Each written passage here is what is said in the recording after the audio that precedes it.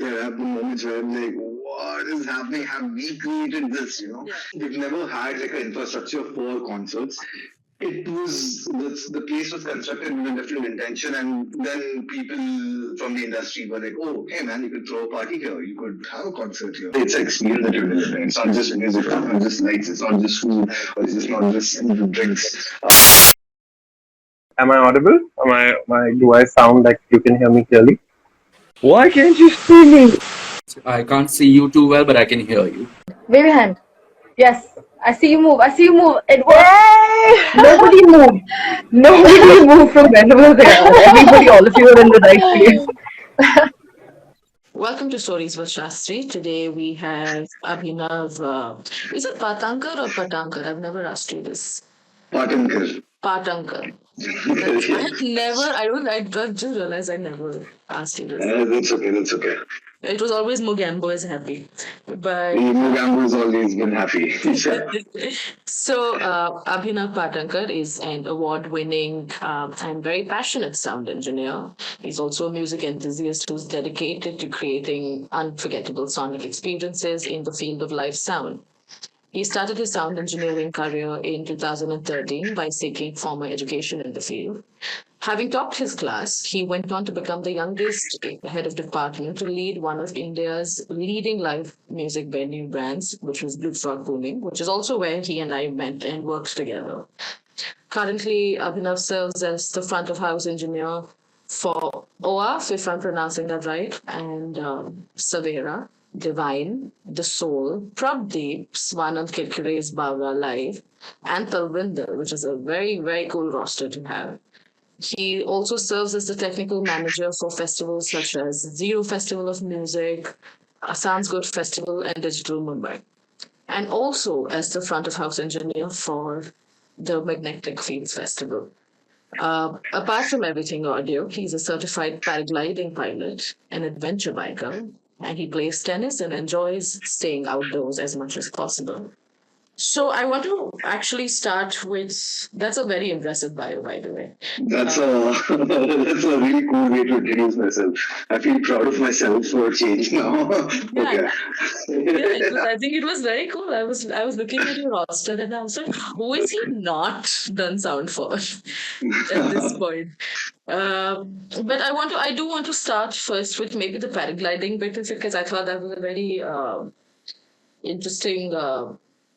It was a very interesting characteristic about you, which I saw you develop over the years, and then maybe we can go into production. What got you into flying?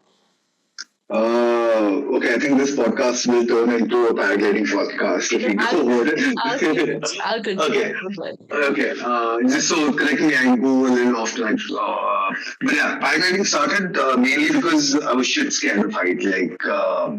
Even when I had to look down off a balcony of a first floor balcony, I would like hold on to the railing really tight and like I would shiver. All that fears would just come. The height would kind of bring out all the fears in me. And so it so happened in 2018 where I was on a vacation with a couple of friends of mine, and I happened to list down all the fears of my life. And kind of the fear of height topped it all. And yeah, that was it. I was like, if I can kind of get over this one of the most biggest fear in my life, probably everything else would be really minuscule after that. And it just happened. Like it's a very addictive sport. I've been like at it since 2018. Right now, for the last 2 years, it's been working as a therapy for me. I go there to just clear my head off, get myself grounded, get my thought process straight, and then come back into this world. So yeah, it's been therapy. It's been very therapeutic. The kind of people I end up meeting at paragliding is also it's been an incredible experience. Yes, and how has the conquering of the fear, how has that changed? How you approach So it's a beautiful thing. What came about from paragliding also is that you cannot really conquer fear. I'm talking from my personal experience. You can, work with it. yeah, you make peace with it. You kind of, and like a beautiful Norwegian pilot, Doug, he told me a very beautiful thing about fear, right? That fear is beautiful. It's a really beautiful thing. It's a beautiful tool if you know how to use it in the right way. If you let the fear overwhelm you, it's always going to cause problems. You'll always end up in trouble. But fear is something that will always keep you safe. And I think that was like a biggest learning for me. Because when you fear something, you will check your things twice. You will make sure it'll always keep you safe. You know, your brain will always play a game with you where it will make you check things again and again for your own safety. So I think the fear is not gone. I just got more comfortable with it. I just know how to deal with it. And yeah, I mean, so did I mean with all the other fears of life as well. Great. I'm going to pause for 5 seconds because I'm still Yeah. not press record. So let me just Okay. Do that. before we lose out on a lot. Okay, it is recording. We're good. Okay, lovely. I did. So, see, fear. This is like fear is good. It'll keep you safe. You would have lost data if you didn't have that fear. No, because this thing, I think it was at Frog only. I was shooting a gig and I was like, what photos, everything. I deleted the file then and there.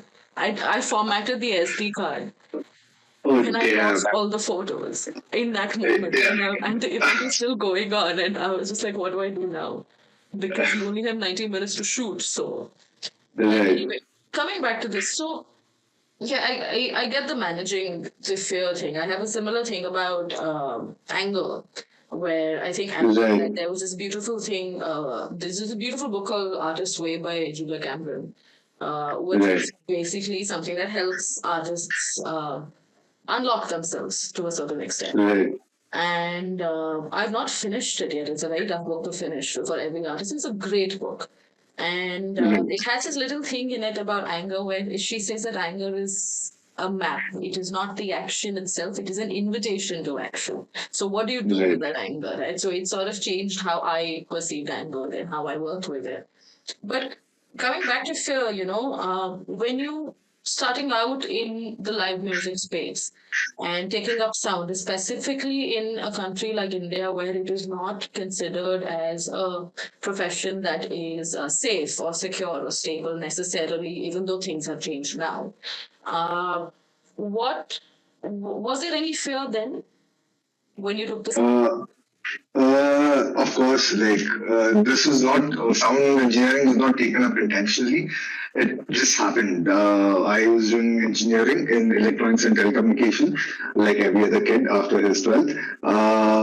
I had in the 4 years of engineering, I had 3 year drops, and I reached a point where I was just like I couldn't get my head around the way engineering was taught to us. You know, it was very bookish, no practical knowledge. We were taught how to build circuits, but where are these circuits being used was never taught. And after I quit, my parents kind of gave me a choice of like, okay, whatever you choose now, you better stick to it and follow it through. It so happened that during my semester breaks during some engineering, my dad made me meet a vendor in Bombay where there was a function happening in his office. This vendor was Herman Lobo, Audio Dimensions, in Bombay, one of the top companies in the country.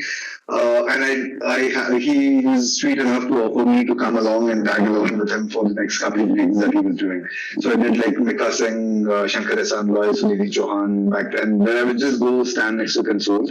But that's where it clicked me that whatever is being taught to us in engineering, this is like the practical application of it. And it was the whole world just opened up after that. So obviously there was that uncertainty of like, okay, I'm getting into this. Will I be able to make it? Will I be able to make my bread and butter by doing this? So initial few years, I can remember I would go up to every senior engineer I would meet and ask them like, "Isse aapka ghar chalta hai kya?" Like, does this profession kind of bring food to the table? I was like, yeah, it does. And yeah, obviously that sort of fear of like, okay, can I actually make a living out of just going for parties, going for gigs, what am I even doing? So that fear is there, but yeah, slowly as you get into the profession, the clarity comes as to why you're doing it, what effect does it have on, what effect does your work have onto the society and the people around you who are experiencing your work. That kind of changed the whole concept. But until then, the fear was real, as real as it could get. Yeah, I get that, and I feel like somewhere there was always this thing, right? I've been up until a few years ago, I was also while studying, I was working at bars, restaurants, and live venues like fraud, and there was there was this thing where people would ask me, "Oh, you're like," or they would just comment saying, "Oh, you're getting paid to party." Right. And Yeah. I thought it was the most ridiculous thing because I was like, you have no idea. I was like, in the past 10 minutes, I have had 3 panic attacks. I have solved I have made sure 2 people don't, kill each other. And I Right. have seen like the guitarist's fingers broken and everybody's freaking out, but nobody knows what to, like, none of the audiences know. So I should tell them that, there's a difference when you are on this side of the bar or this side of the stage versus behind it. True. Of Absolutely. So is that something that what do you I mean, is that something that you agree with? Do you think, what do you think is different about the experience versus what an outsider sees? Because for me, I used to tell them that So, when I was shooting, right, I've been to some great gigs. I've seen some of the best artists in the world, but I didn't get to enjoy that gig because I was working. In my head, I'm like, if I miss this moment, that moment is gone forever, so I can't capture it. So, what was it true. like for you when it came to sound engineering and production? Uh, I mean, I would rather I'll talk about the initial phase of it because that's when the whole clarity of like, why am I doing this? Why should I do this? Why should I pursue this came across. Because initial bit was I used to mix at this venue called Rastafa, which was across the Bangalore Bombay highway. This tiny venue. Every month they would host like 2 metal gigs or like random Hindi rock or like the local bands would come and perform. And I was given a free hand of like, okay, this is the system, this is the console, you do whatever you want with it, just make sure it sounds good and people don't complain. So I had like a free hand of like doing whatever I could and learn as much as I can. Uh, if I go rewind back again, I like dad was in the Indian Navy. I would end up going to parties every now and then. So that whole idea, the concept of party came from early age on, like how people kind of enjoy that experience, how there are different ways of enjoying that experience. Cut to when I started actually hosting or like doing the technical bit or the sound bit at these parties. Initial bit there was no like I mean, it still happens when I go for like production gigs or for festivals also. The first 1 2 days, you're just like, what am I even doing here? I mean, do I even belong? What am I doing here? And I think it all pays out when that first person walks into that venue and he looks at what you've done, what you've created, and then just that awestruck. Do you see that expression? I think that's the biggest payout that your game kind of gives. So yeah, initial bit there was that whole idea of like, what am I doing? Because again, to give a little more context, I should have been fourth generation armed forces. I turned out to be the black sheep of the family who didn't go into the army or the navy or the air force. So for me, the whole idea of okay, what you do with your life was always like you dedicate it to your country, you do something for the nation, you do something for the society. And now here I am throwing parties for some bunch of drunk people, and that was like the initial impression of it. But when you dig deeper, understand the whole idea of like what are you doing, and when you find that clarity, I think that was like a good turnaround point for me also, which came in, thank God, thankfully it came in quite early. That by the way, creating an experience which is going to change people's life. Probably it's a second of an experience, 5 seconds of an experience, but that changes a person's life. And I've seen so many people even now come up to me, talking to me about a gig that we did probably 10 years ago, and be like, "Hey, bro, that was so mad, and I met my wife there. We have kids now." So like a lot of things happening. You're just creating that safe space for that experience for a person to kind of experience what the artist is trying to do, and you just mediator between the gods and the audience. So that whole that clarity, I think, is important. Once you have that, I think that whole thing, the whole concept of why you're doing it changes. Yeah, I've learned in that little time that I did, and I'm not a lot, but whatever time I could. I miss it a lot. One, let me say that I love the gig life. Is oh my god! Like till today, Monday is such a chill day. Like I love a good Monday. I work weekends because I've always worked weekends since I was 18. So, but one thing we have in common is that I was also the black sheep of the family, but because I wanted to join the armed forces. Right. Okay. So, and also while I was, working at clubs and like venues, but it's something, when you were talking about wondering, what the hell am I doing here? I remember there's this one point at any event. At one point, I would just get detached from everything and everyone. And sub more Maya. Like तुम करो, because Murphy's law really plays out at a gig. Right? If everything that you think will go wrong will go wrong. So and then you just detach. You're like, it's okay now. You happen. True. But on that note, also, actually, I have this concept of like whenever I'm working in a team and kind of leading the team, if I have a group of people that I'm working with, I make them slog till the gates open. But right before the gates open, we all come together and I tell them that, okay, you've done your best. Put out everything that you have done. And now just let go. Like now you don't have to control things. Now let people come experience what you've created. You have to have that idea of like letting go and just the beauty in the lifestyle and the environment is like you rightly said, right? When someone comes in and there's this little sparkle in their eye. They're so amused by the show that's put on.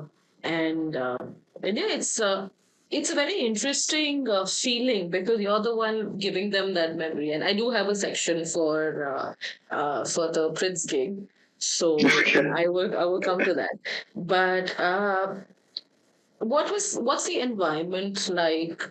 In the sense that how is it different at a concert or a festival when it comes to production versus at a live venue, which is comparatively smaller. When I'm saying live venues, I want to differentiate when I say that I'm talking about a closed space with lesser capacity. But what's the difference between the two? How is the environment different for you? I would put them into like 3 different categories. You have indoor live music venues, you have concerts, and then you have festivals.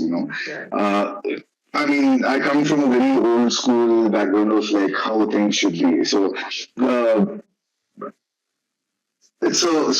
think of a club or a live music venue as a quick experience. You're experiencing probably 1 or 2 bands, acts in a night.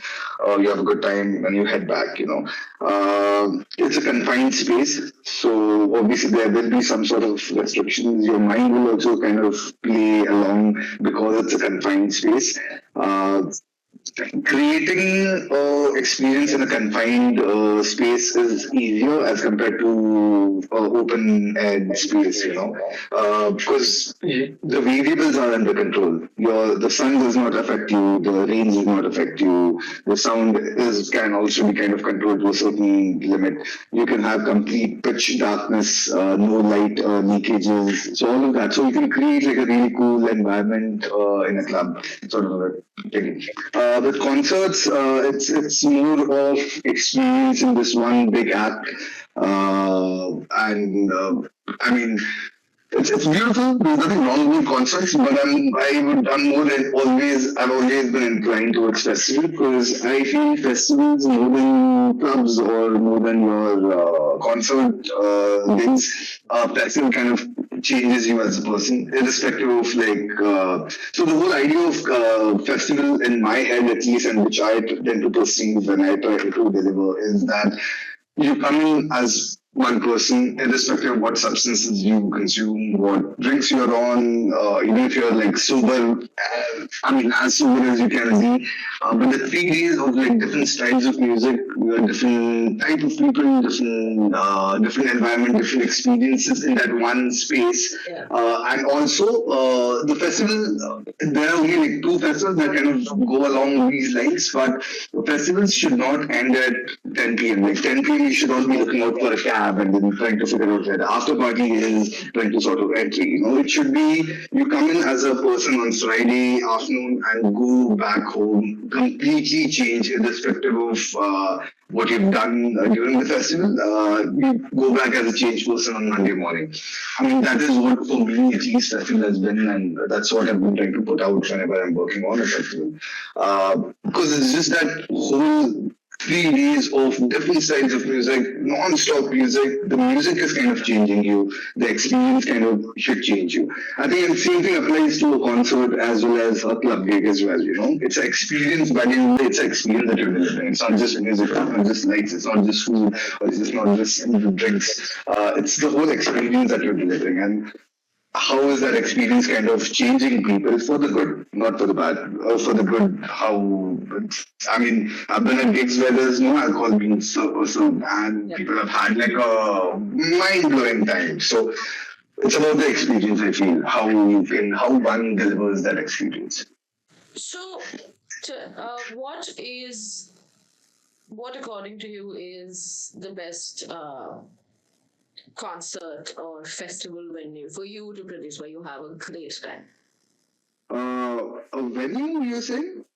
Yeah, like a concert venue or a festival venue.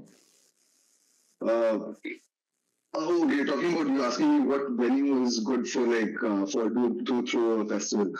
I think there are just two festivals that I'm very inclined towards, probably because I've worked on them, both of them. But I mean, there's other festivals in the country. There's a hard 10 p.m. deadline shutdown thingy. So one is Magnetic Fields, and second one has always been Zero Festival of Music, because they stick to that whole idea of like you come in as a person, you go back as a completely changed person because of the kind of music they offer. Magnetic being a very electronic heavy festival, I'd never heard half of the artists I've ever worked with at Magnetic. But yeah, there have been like it's always an educational trip when I go for these two festivals, and I recommend these two festivals to people across the country also because they will change you. Like reaching Magnetic has its own charm, own vibe to it, but Zero is not meant for everyone. You need to have that adventurous spirit in you, because now it's still getting better. You can leave from Pune and at 6 in the morning and 6 p.m. in the evening you'll be at Zero. Back in the days, we've done like 3 days of travel just to reach Zero, and then 4 days of festival, and again 3 days of travel to come back. So yeah, and also the environment, the kind of people you have in Northeast. They just like they better change you. You better come back changed after that experience. Yeah. So yeah. Magnetic Fields and Zero are actually on my bucket list of Indian festivals to go to. My fields I did, for context for listeners, Magnetic Fields happens at Aziz Mahal. I think that's where it's still happening. No, they stopped it this year. I mean, I think last year was the last time they did it. So I think 2026, they're going to change the venue to somewhere else. I don't know about. But yeah, 2025, they didn't have matches. 2026, February is when they're planning to do it. So this is in Rajasthan, and Zero is in Arunachal, if I'm not wrong. Yeah, Zero is in Arunachal. Yes, so it's two completely different corners of the country. In fact, my fields, I'd almost, with the person I was working with back then, we'd almost had the opportunity to shoot for them, but I think it's with one of our previous bookings that we didn't take.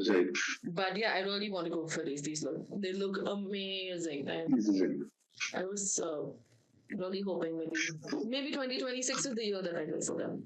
Probably, yeah. What about what's a good concert venue? A concert venue in India. Like your I think uh,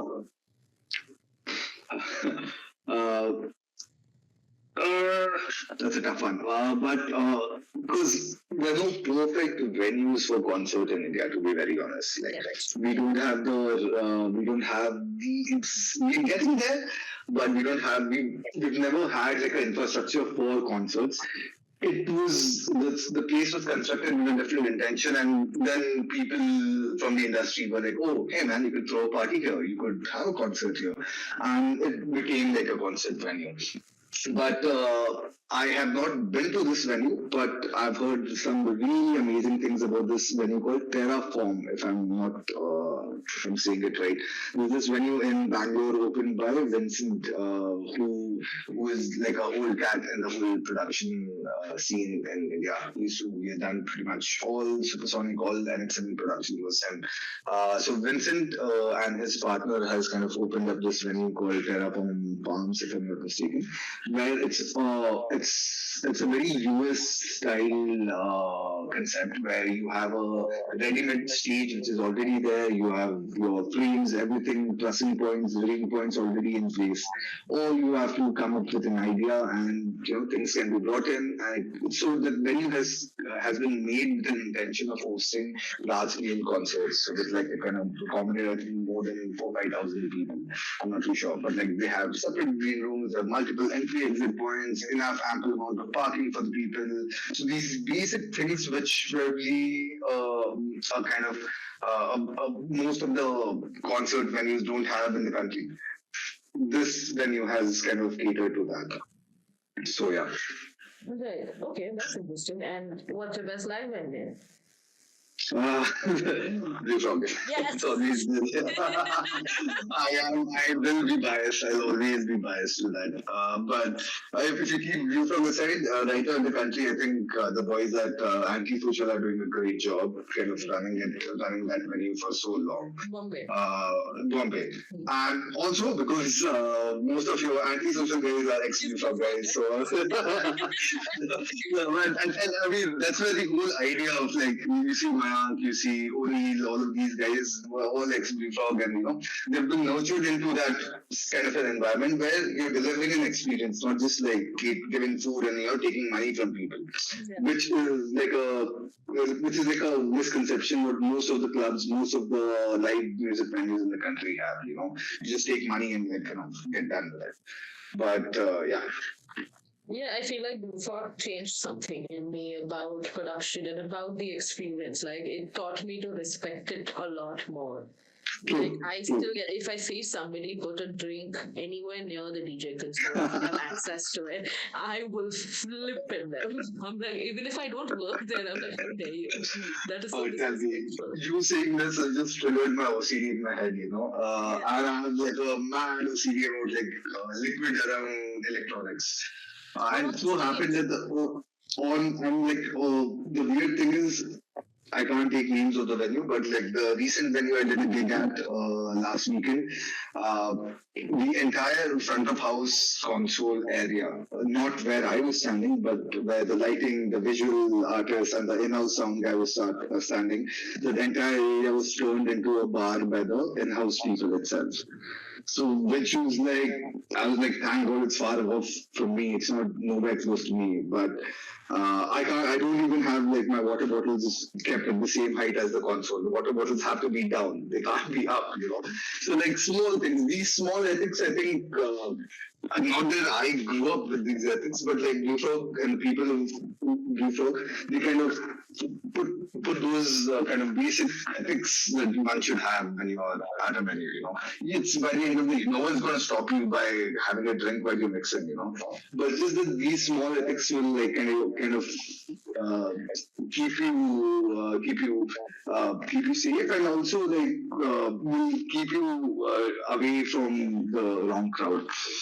So yeah. Yeah, I get that. I think it's instilled something like not just liquids, right? Like I've had, I get very I don't know, like tiny ticks that I have, and I feel like there has to be certain etiquette as the audience also, True. right? And I Absolutely. think because we respected that so much, everywhere I go, I look for it. Like I'll also compare every gig to blueFROG, like every single Tell gig, me about all it. the Tell sound, me the about it. lights, all of Yeah. it. But yeah, I think that really changed a lot about how I perceived the experience, and it was what a time of my life, man. What a Yeah. Yeah. turning point.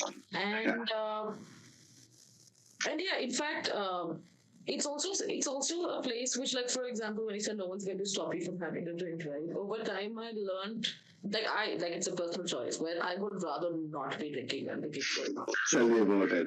I'm Tell not me like, about I it. need to be in my senses because of what is like I need to be around. Now I mean I don't drink anymore, but I would like I feel like there's a certain way one must go about this because it is work at the end of the day. True. True. So On that similar note, actually, I used to have this whole initial 2-3 months of before I was like very obedient. I would just go do my work, come out. But by the end of the day, it's an installed venue, right? By the end of the day, everything is fixed. So within like 4, 5, 6 months, I knew what to cut, what to do exactly at the back of my fingertips. So it came a point where like all of these addictions kind of come into play, and then it was like one drink before the sound check, one drink after sound check, one drink before the show starts, and loads of more drinks after the show got done. To a point where I was like, okay, like this is not spoiling my work. It's not affecting my work because no one is complaining yet.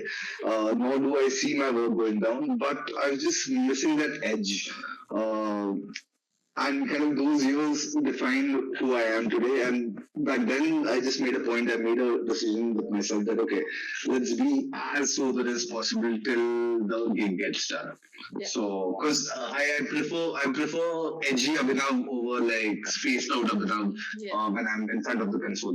I would love to be that edgy. I like to be on that edge. You should have your balls in your mouth, right before the show starts. And what if my singer comes up on stage and the mic doesn't work? All of these things should. I mean, it's fun to be in that situation rather than being spaced out and dazed out and just run things on autopilot. So yeah, that just like these things kind of define a lot.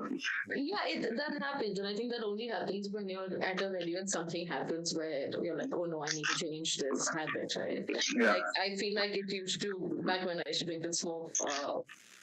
There was this point where the post gig cigarette or the post gig drink would hit so much better because it's a celebratory drink, saying, "Oh, job well done." Of course, of course. But moving on, it was in fact even when it comes to production and etiquette or like what's happening and like being worried about something going wrong. I was at a venue. I don't work there at all, and I saw this artist throw the mic down like to do a mic drop. And I'm looking at him and I'm like, that's a wired mic. What are you doing? And I got so pissed at him. And I was like, how can you do that? But yeah, I mean, yeah, Frog did that. And it also, I think, instilled.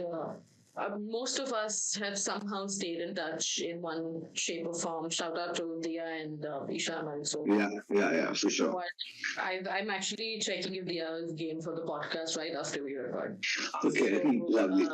And that's going to have like half an hour of just right now. But Okay. no, but yeah, I mean, it's as someone, I was very young when I started working there, right? So for me, it was a very new experience. Like I was starting at the same time.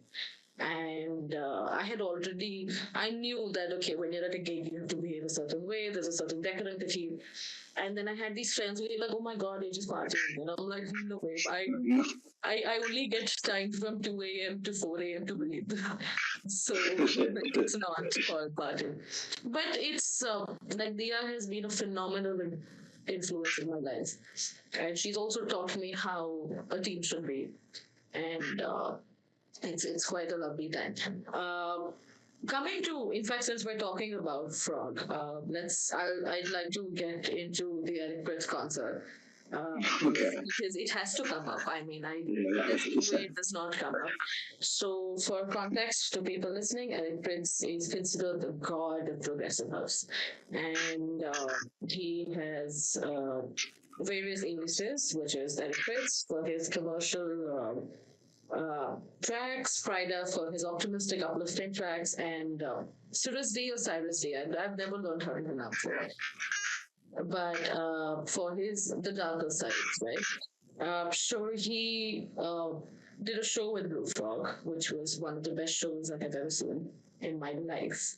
And in fact, I went for his show for his concert in Bombay, which was on the 5th of this month. And at that time, right, when he came, now obviously blueFROG is a closed venue. The same day he had performed at Super Swanand, which was in 2017, if I'm not wrong. And I remember watching, I was also shooting that gig. And we, all of us knew that he's famously afraid of flying. So I saw all of India's underground scene in one place for the first time to witness this, right? And to just get, if I may say so myself, a taste of God. And we saw the production then, right, in terms of visuals and in terms of the sound. And then there was the blueFROG production, which, I mean, blueFROG sound is killer. It's still the best I have ever seen in my life. And now when I went to the concert, if the So you went. yeah, Oh, crazy. and were you not listening? No, I don't even go for this one. Oh, No, this is I cool. went This is and I damn met, cool. and of course I met a lot of our colleagues from blueFROG there, Oh, which had right, to be like, right. you go to a Eric Prince concert, you will find one blueFROG person there. Yeah, So for sure. I met Rahul, and I think Umi was also there. But when I went there, I was also comparing. Not just this time, I was excited to go because I was not working. Right. Because even at Frog, even though I wasn't shooting that night, I was technically still crew. And I remember I was at this gig at this concert now, and I'm just like I am watching this entire gig play out. I'm comparing notes of sound. I'm comparing notes of the visuals. I'm comparing notes of the logistics of the event. I'm comparing notes of how is it. How is the crowd acting? How is the crowd responding?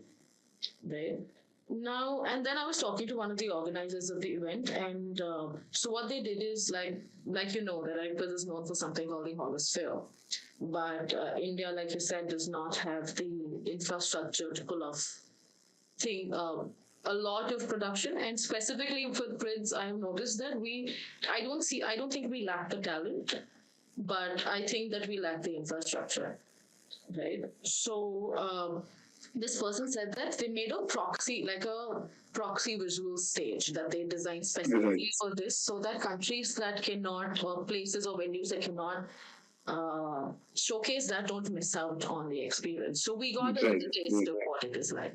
Even though it's not the same at the same level. So if I would say we were at 10% of his full capacity in 2017, this time I think we were at a 35-40. Okay. Which is good progress. Right. So what do you think about this? Do you think India can pull off high-end production for something like that? Because when I was talking to the person who organized this and was part of the team, he was like, there is not a single stage in the country that can hold his production. I mean, India right now, after last year's Coldplay coming down to the country, people have invested in the last 5 years post COVID. I think there are people who have invested lakhs and lakhs and crores of rupees into the right gear and not jugadu gear, like Yeah. branded, original, not Chinese, good manufacturers, keeping in mind the international safety standards. And we have the infrastructure in place. We don't have a big enough venue to accommodate the number of people that would kind of make sense for the organizer in their P&L sheet. Yeah. We don't have that big of a venue to put this. We have the right gear now. In like 2025, I would say we have the right gear, or we know the right people where we can source it from for a gig like Hollow, Airpins Hollow. So I think, yeah, we have the infrastructure. We don't have a space big enough for the organizers to make sense of their P&L sheet by the end of it, because if you're doing like, if I'm not mistaken, airplanes happened at NSCI Dome. Yeah, Dome cannot accommodate, to my knowledge, not more than 8,000 people. 8,000, mota 10,000, right?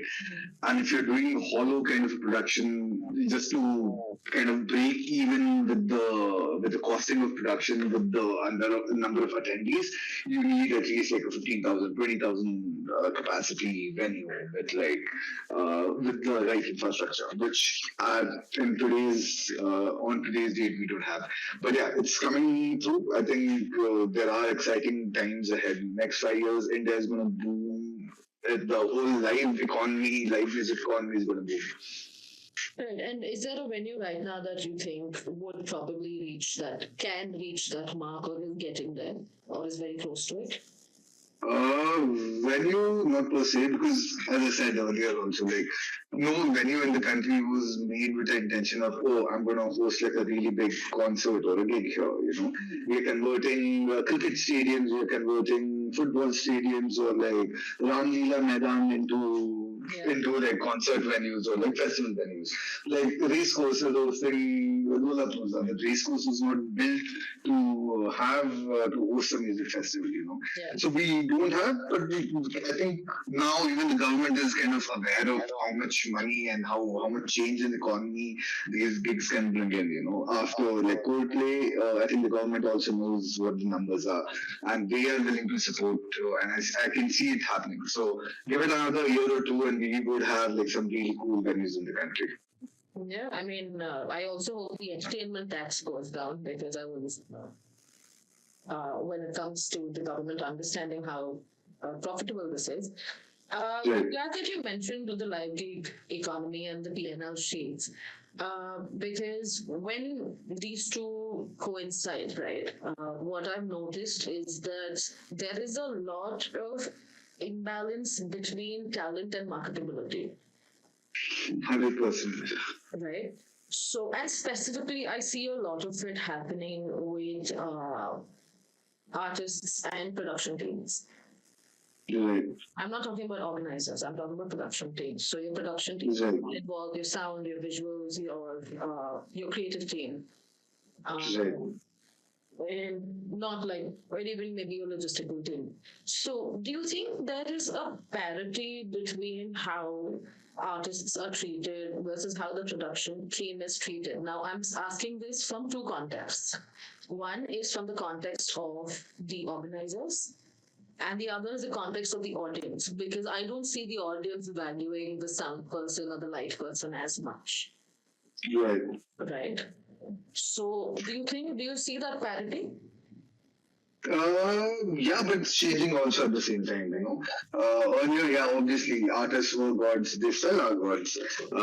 We are, as I said earlier, we're just a mediator between the gods and the audience, So there was obviously, and there should be also, I'm not saying like the production crew should be treated like the artists, because they are on the stage for a reason. That person, whoever he or she, has earned his way to be on that stage, and obviously, you can't keep two apple and banana at the same level, So they're good at what they do, we're good at what we do, but I think certain things that have changed over the past couple of years, especially after COVID, has been like basic requirements to kind of work in these environments. You should have washrooms, clean washrooms for the crew. You should have water for the crew. There should be lunch. F&B, basic F&B, which was earlier, this is just like people will just look at you like, you're asking for water? Aren't you supposed to go and work, From that era to like, we've come to a point where like now I can say proudly that when I go to FOH, there is already a crate of water bottles already there. And that's all I ask for. I don't need food there. I don't want anything else over there. I just need my water. If you give me my water, you'll never see me crying throughout the gig. You'll see me, Mogambo will always be happy if you have water for Mogambo at the FOH. So yeah, so things are getting better. Yes, there's a shift. See, again, so this is what I tell people, this is what I tell my artists also. When you're going from Bombay to anywhere else, if you're going above Bombay, if you're going towards North India, consider 2 more hours into your sound check, because the work culture, work ethics kind of change as you go up north, and as you go down south, again, the work culture is kind of better, they're more organized, they're more professional. I'm not saying Delhi is bad. There are amazing vendors in Delhi too, but it's just the environment. We need to also consider that our country does not have the same climatic condition, the same culture. Every 20 kilometers, the culture is changing, the traditions are changing. So, with respect to that, things are a little different up north, things are a little different down south. Up here in west, it's more professional, No one works faster than the Bombay crew at a gig because they value time. Whereas north, it's a pretty laid back. You would have, so in Bombay, to do a job, for example, you would have like 4 people doing it. In Delhi, I would have 40. But only one would know how to do it. Here in Bombay, the 4 people, all 4 of them, if I keep only one guy, he'll be able to execute the entire job by himself. So you have more skilled laborers, skilled workforce down west, back here in the west of India and also in the south of India. Whereas north is kind of still getting there, I would say. Right. And what do you think needs to change about gig culture when it comes to from a production standpoint or from a crew standpoint? You'd like to see change, or is something maybe that you want to drive or you want to do, or something like a change that you want to start, or something that you want to see? Professionalism at the core of it. You commit onto certain things, you promise something on the emails.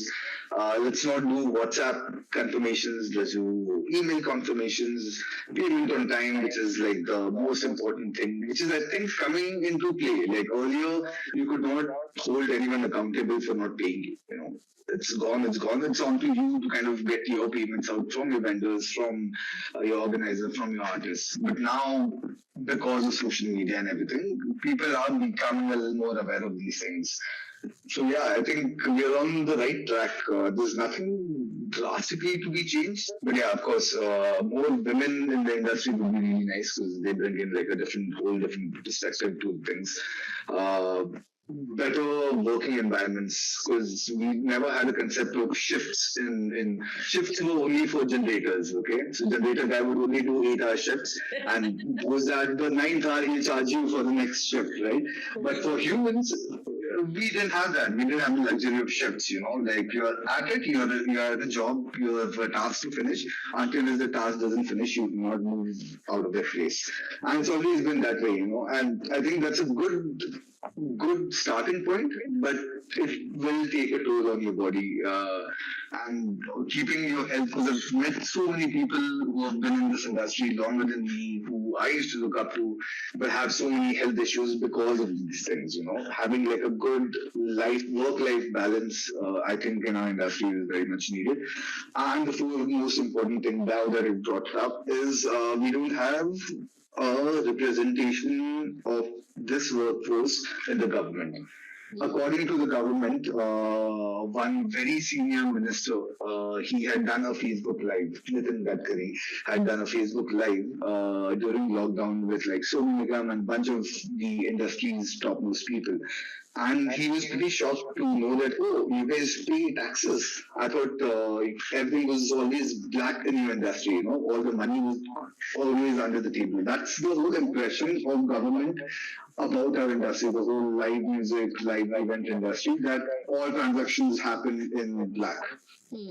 So I think because outside India, if you go to Europe or Australia or the America, you have a union. There is a body of people who take care of you and are your voice to the government, and they bring up problems what we face to the government.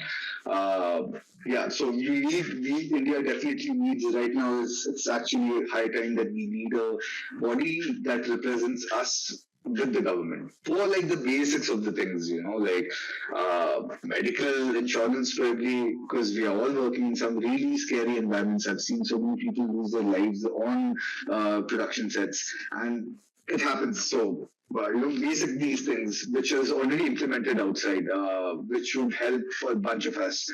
Yeah. I think that perspective that comes there, thinking that all of it is in black, comes from the fact that we club all of this under entertainment. Correct. So whether it's movies or whether it's live shows or whether it is gigs or concerts and whatnot. But like how with the movies, there was a lot of black that was involved, and now things have streamlined. Right. Right. So I think that's slowly happening, and even in terms of the union, I really hope that that does happen, or there's like a representation, like at least with the restaurant space, I finally see it, which is amazing, with the NRAI, which is the National Restaurant Association of India, and yeah, I think slowly there will be more. Maybe we can. I hope that we see that day very soon. Yeah. It's like when you were saying insurance, right? I was thinking about all the things that will go wrong that can be avoided. Yeah. Right. Or even safety measures, for example. Oh, that's a big topic in itself, because I've been through situations where I've like reached a venue and I'm just like, the first thing that comes out of my mouth is like, this gig cannot happen. What you've created, you cannot do a gig. Because safety is a joke in our country. It's getting better. I won't deny it, but it has been a joke in our country. The amount of safety measures that should be, because for the first time when I went outside the country and I realized how things work outside our country, I realized, oh shit, dude, we are like full power, Jugaad, Max, Pro, Plus, in everything, the human life is not valued. It's nowhere close to the value of the gig. The gig is more important than the human value. Outside safety protocols are so much in place that make sure that there is no mishaps at a gig, and you kind of see it with all the foreign IPs that have come down to India. Yoga Pizza, all of these, they have certain standards that they have to maintain. There are certain safety standards that they have to abide by. So I see it happening, slow and steady, but yeah, that is something that we as a industry we need to work towards the right safety standards. Why do you think that the gig is more important than real life? Come again? Why do you think that the gig is more important or takes priority for human life in the industry right now? Because most of us working in this industry are not salaried. It's one gig to another. It's one project to the another. So if you're kind of not being a part of, not being a team player, or like if you're not doing your job well, or you're not doing your job, you're not going to get paid for that gig. You can't bring food to your table. You have only 8 months to kind of make your money that will suffice for the 12 months and suffice your family also. So I think it becomes a very tough situation for the team, for the members of the team, where they have to make sure that they go through it. They don't have any reasons. They cannot deny a certain job that's been. They cannot deny a task that's been given to them. So I think that whole pressure changes a bunch of things. Yeah, I get that. I mean, I've had experiences to and first-hand experiences. I feel like you know what I'm talking about, Yeah. but I'll talk about it off record. It was quite scary. But anyway, coming back to the gig lives, right? And maybe on a lighter note, and maybe on a more educational note also for people listening. What exactly does the front of house or FOH engineer do? Okay, this is like a fun way of telling. I tell this to the kids I teach sound engineering as well, where like there are going to be your relatives and your parents who are going to ask you, what do you do for a living, and you're going to tell them I mix songs, I mix musicians in real time and all of that, and they won't ever get their head around it. So you tell them that you're a music chef. So think of it in a way, because mixing is quite similar to cooking, and I tell my students also, if you have to get your mixes better, you have to get better at mixing, start cooking, because the both skill set kind of go hand in hand. So think of this, where you start cooking, say aloo ka sabji, right? First thing you go to the market, get alus in the right size of alus, how you want it, right? Get onions, get your tomatoes, all of that. The first thing that you do is you wash them, clean them, cut it into the right size of what you want to create, right? You want to create like a paneer tikka, or you want to create like a aloo jeera. Depending on that, the sizes of your thing will change, right? The similar thing that you do in audio engineering as well, where you get in different sounds. You kind of they come to you, you clean them up how you want it in the final dish that you're trying to prepare. Because your guitar won't never sound like a piano, or piano won't sound like a violin. They all have their different flavors to it, right? Yeah. Similarly, potato won't taste like an onion won't taste like a tomato, right? They all have their own flavors. You just have to, you are the person responsible of getting all of these components together and kind of creating a dish that can be served to the audience. So, how in a kitchen you have like your kadai or your pan is my mixing console, basically, where all of these ingredients come together. I kind of cook them, put my magic masala, or like put my garnishing ingredient on top, and kind of serve it to the audience. So essentially, you're doing that. And what I came to notice, the cool thing about this whole idea was when you're cooking and when you're mixing, your thought process and your mind is kind of working in the same direction. If you're not distracted by a lot of things around you, if you are cooking in peace by yourself, for yourself, you will realize your mind is centered. You can't think of the future, you can't think of the past, you are in the present. And because if you think of the future, sabji chal jayegi. If you think of the past, what happened in the last time I made this sabji, it will all go wrong. You have to be in the present to see how it's changing, how the sabji ka color is changing. You've not overcooked things, you've not undercooked things. So it's quite similar to mixing. So that is what. So basically, in short, I mix different instruments which are being played in real time on stage and try and make it sound like the original record, what the artist has created.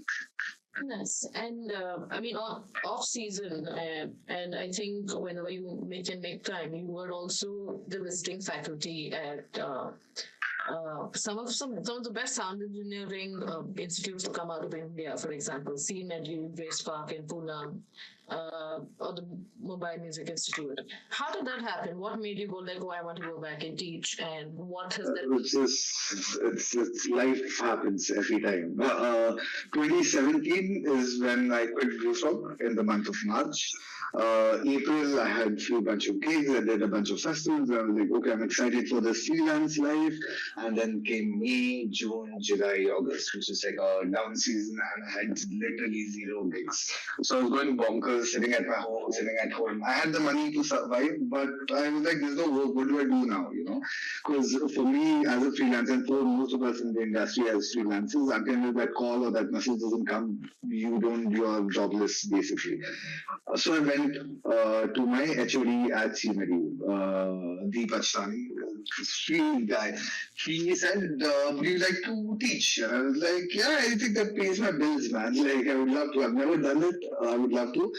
and I fell in love from the first class itself. It doesn't pay as much as it still doesn't pay me as much as the gigs do, but it is very therapeutic. Like I've done gigs for like 50,000 people to a lakh people in the audience. I've gone through that sort of energy.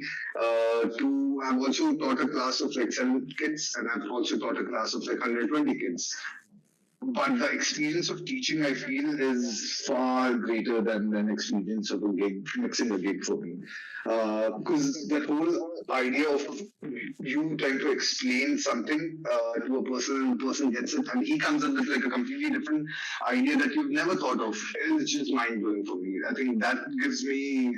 I consider my off-season teaching time as another form of therapy that I take for myself. I'm more selfish. It's not for the kids. It's for myself that I feel better, and it's very rewarding. When out of that 120 kids, also if even one kid kind of gets it, what you're trying to put across, it's amazing. That feeling is just amazing. So I think teaching has been very helpful. Yeah.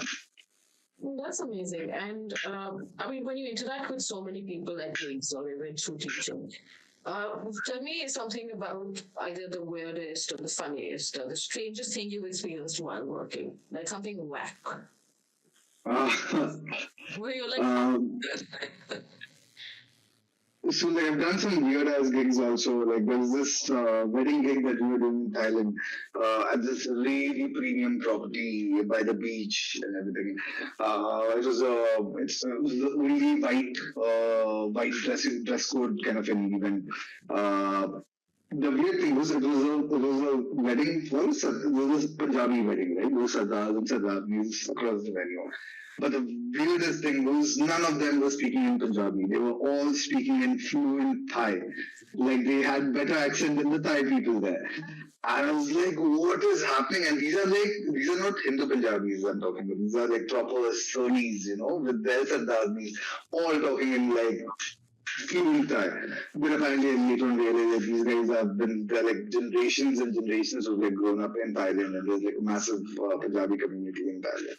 So yeah, that and like would have been like really backed out incidences also. Like a couple of weeks back, I got arrested at a sound check by the by the Ludhiana police, taken to the police station in the middle of the night.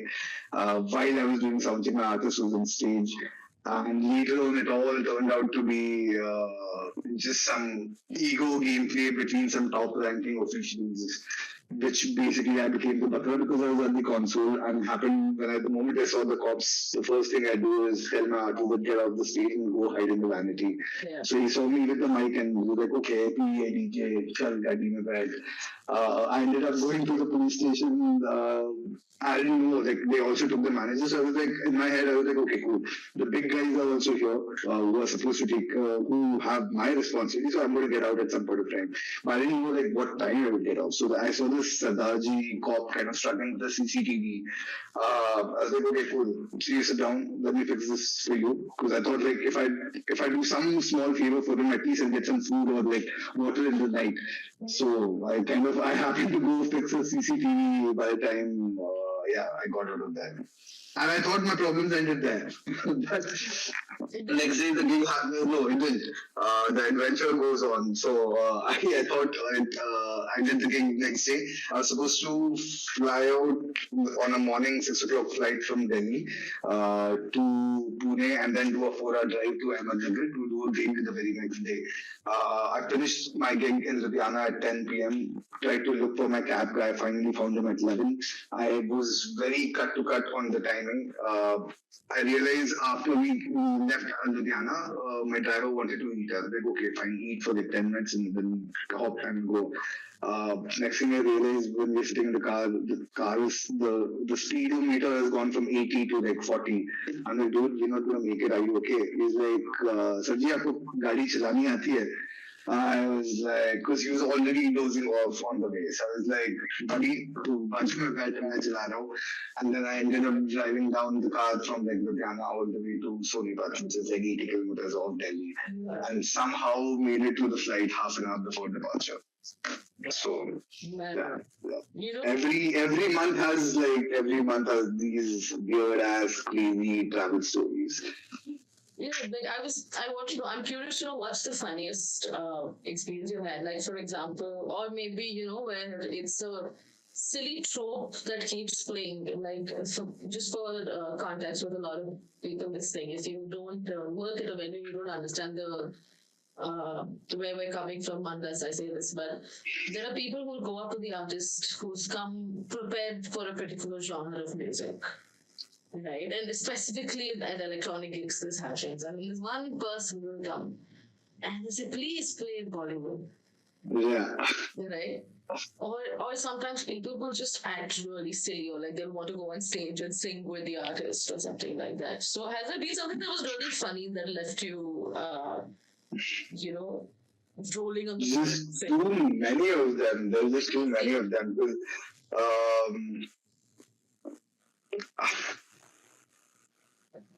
I can't, okay, favorite funny incidents. I can just think of what happened recently where like we're doing this gig at this club in Hyderabad, massive club, 3,000 people, and you have the VIP tables right in the front, right? And there's this Sardaji who tries to go up on stage thinking, I mean, everyone is thinking in their head that, okay, he wants to take a picture with the artist, right? But he ends up going up on stage and hands over the phone to the artist and asks him to shoot his video while he is singing, So, I want to be his uncle and I want to chill with him. yeah, that was ballsy Sardaji for sure. But yeah, there have been been a lot of weird incidences like that before. I like that. Like, you're important, you're the center, but I'm also the center. Yeah. But moving on, what's your best gig experience where you were like, this is why I'm doing what I'm doing? Like, what was that one show that you did? I mean, all the festivals that I've done have been like that. Festival wise, pretty much all the festivals that I've done, Zero, Magnetic, there have been moments where I'm like, what is happening? Have we created this, Especially Zero, because Zero is a place where I have full control over my stage in terms of designing to like everything. So every year we have been given this piece of land in the middle of forests with nothing at all, and we have to create like a running venue over there with right from building washrooms to in a jungle. Okay, so washrooms to water supply to electrical supply, food counters. So you're just creating a venue from upground with you're literally in the middle of forest, so right from cutting grass to bringing everything up. So I think that whole experience is really cool because the first 2 days you're like, what am I even doing here? Why am I doing this to myself? I could have been chilling in my house. I'm here in the middle of rains and it's just muck everywhere. But when you create it, and as you said, when the first person walks in and you see that light in their eyes, and they're just awestruck by what you've created. I think that just kind of makes it all worthwhile and it all adds up there. So I think I've been addicted to that moment. Even for 5 seconds, when I see only 2 people out of 1,000 people being awestruck with it, that kind of does it for me. Yeah, it's worth And all the blood, sweat, and tears.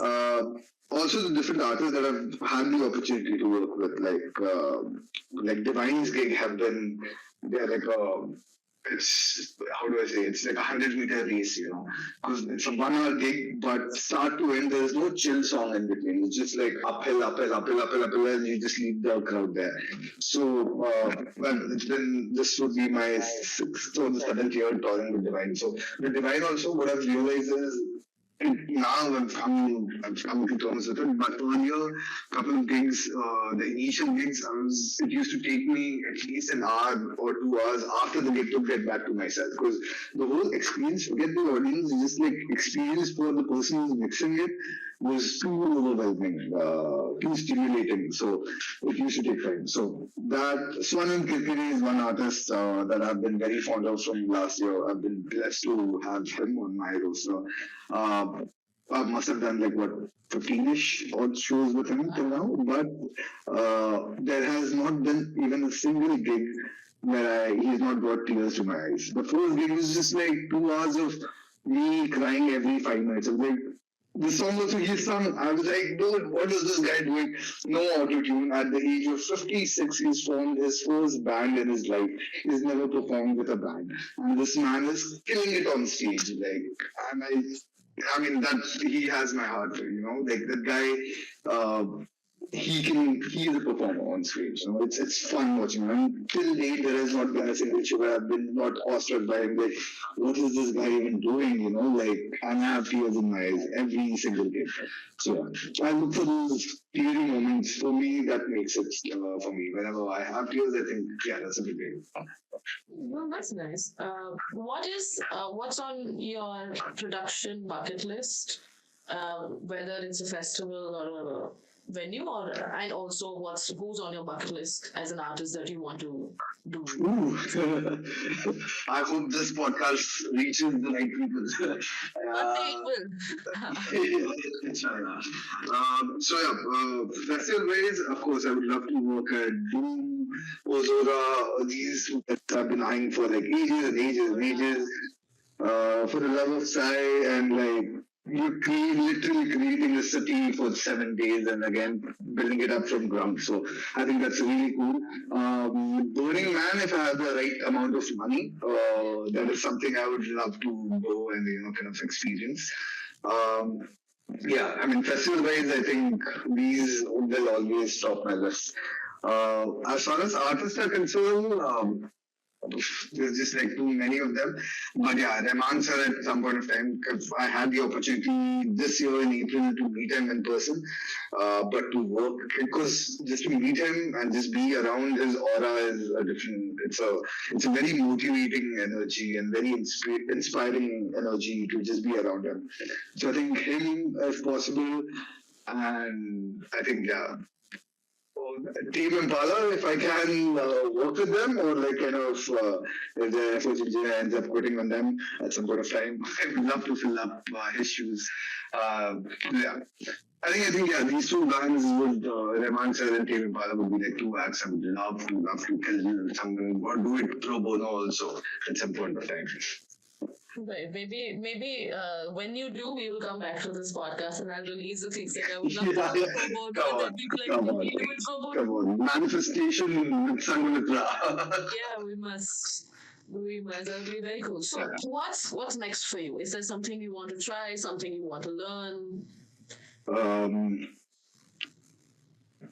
In terms of like, yeah, growth wise, there is constantly learning, because the moment you stop, you will be left behind in this industry, because every day there's some new technology coming in, there's some new software coming in, some people are using the same old gear and old software in a very different new way, so there's always innovations happening in this industry, and I think that's really cool about it, where I think which we all realized during lockdown also, the only beautiful thing to happen to this entire industry in lockdown was education. People were giving out free discourses, courses, and their knowledge. People were just willing to share knowledge because they had nothing to do for that 1-2 years. So that whole idea of like just educating everyone around in the industry was really cool.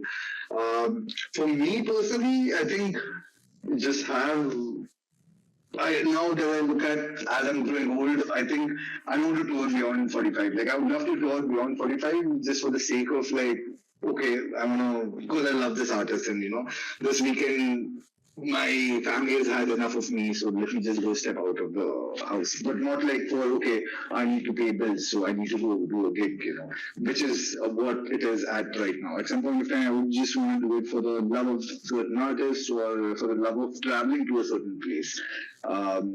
Not with the intention of like kind of, oh shit, I need to pay my bills. So I don't care if this artist I like or not, but he is paying my bills, so I need to do the gig. So probably reaching that point of like, well, I just want to do it for the love of it, not to pay the bills. Well, okay. I mean, I know you in the beginning of this podcast, you said that you might be scared of heights, but after speaking to you in depth about what you do, because I don't think we've ever actually sat and spoken about it, because our worlds rarely collided. Yeah.